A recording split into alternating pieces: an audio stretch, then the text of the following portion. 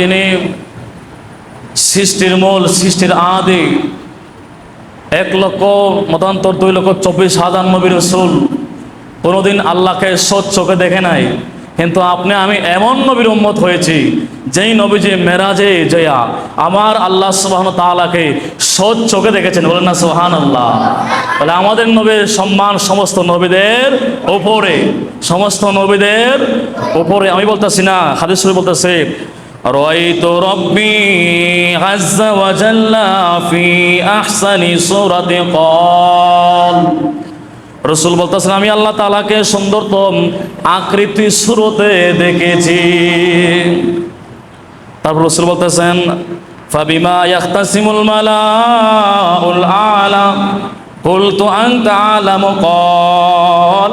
তিনি সিও কুদরতের হাতখানা আমি রাসূলের বুক মুবারকে, আল্লাহ কুদরতের হাত, আল্লাহর কুদরতের হাত রাসূল বলতেছেন আমার বুক মুবারকের মধ্যে রাখলেন। সুবহানাল্লাহ।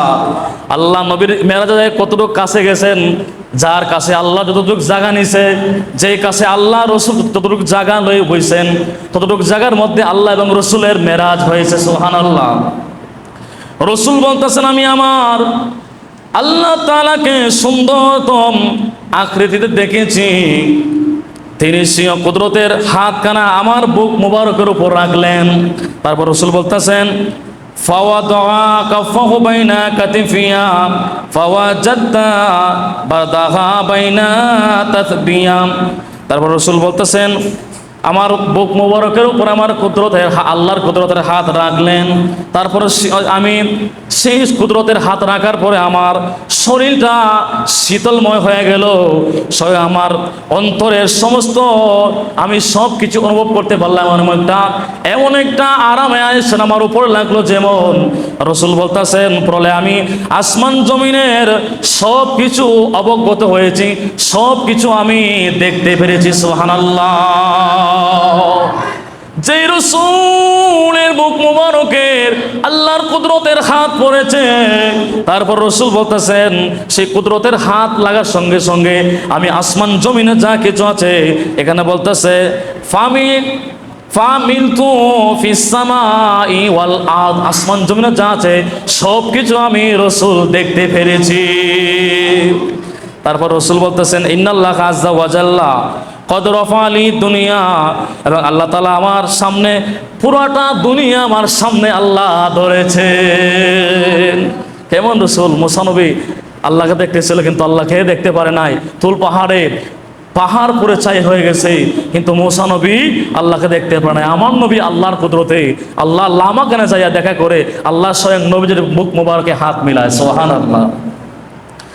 কোন নবীর উম্মত, কোন নবীর উম্মত হয়েছে? তারপর রাসূল বলতেছেন ফাআনযুরু ইলাইকা ওয়া ইলা মা হুয়া কাতিবুন ফিকা ওয়া ইলা ইয়াউমিল কিয়ামা কান্নাহু উনযুরু ইলা কাফি হাদিহি। এবং কিয়ামত পর্যন্ত যা কিছু হবে না হবে সব কিছু আমার আল্লাহ এই আসমানকে জমিনকে আমার সামনে হাজির করায়া কিয়ামত পর্যন্ত যা কিছু হবে না হবে সব কিছু আমার আল্লাহ আমাকে দেখাইছে। সুবহানাল্লাহ। এই জন্য আল্লাহ কোরআনে আল্লাহ বলছে ওয়াল্লামাকা মা লাম তাকুম তাআলাম, হে রাসূল কিয়ামত পর্যন্ত যা হবে না হবে সব কিছু আপনাকে জানিয়ে দিয়েছে। আর আপনি সেই গায়েবের খবর আপনি প্রকাশ করতে কৃপণতা করবেন না। আল্লাহ বলেন ওয়ামা হুয়া আলাল গায়বি বিদানিন। সুবহানাল্লাহ। আল্লাহ বলতেছে হে রাসূল আপনি গায়েব প্রকাশ করতে কৃপণতা করেন না, কারণ আমি তো আপনাকে সব কিছু জানিয়ে দিয়েছি, সব কিছু আমি মেরাজে দেখাই দিলাম, এখন আপনি এগুলো কৃপণতা করবেন না। সুবহানাল্লাহ। কোন নবীর উম্মত? যেই নবী স্বয়ং আল্লাহকে সচ্চোখে দেখেছেন, আর কোন নবী আল্লাহকে সচ্চোখে দেখে নাই। ওই নবীর উম্মত হতে খুশি না বেজার? খুশি। ওই নবীর শ্রেষ্ঠ নবীর উম্মত হয়েছি, উম্মতেরও পাওয়ারও শ্রেষ্ঠ। শ্রেষ্ঠ নবীর পেয়েছি, শ্রেষ্ঠ নবীর উম্মতের পাওয়ারও হাসরের ময়দানে হবে শ্রেষ্ঠ। সমস্ত নবীদের উম্মতের চাইতে উম্মতে মুহাম্মদের দাম আল্লাহর দরবারে 1000 গুণ শ্রেষ্ঠ হবে। বলেন না সুবহানাল্লাহ। তবে শ্রেষ্ঠ নবীর উম্মত হয়ে শ্রেষ্ঠ গুণ থাকতে হবে। শ্রেষ্ঠ গুণ। শ্রেষ্ঠ গুণ না থাকলে হাসরের ময়দানে আবার লাঞ্ছিত হতে পারেন। আল্লাহ তাআলা যেন আমাদের প্রত্যেকেরই শ্রেষ্ঠ নবীর উম্মত হয়ে শ্রেষ্ঠ নবীর ইজ্জত সম্মান যেন আমি ধরে রাখতে পারি, আল্লাহ যেন সেই তৌফিক দান করে বলি আমিন।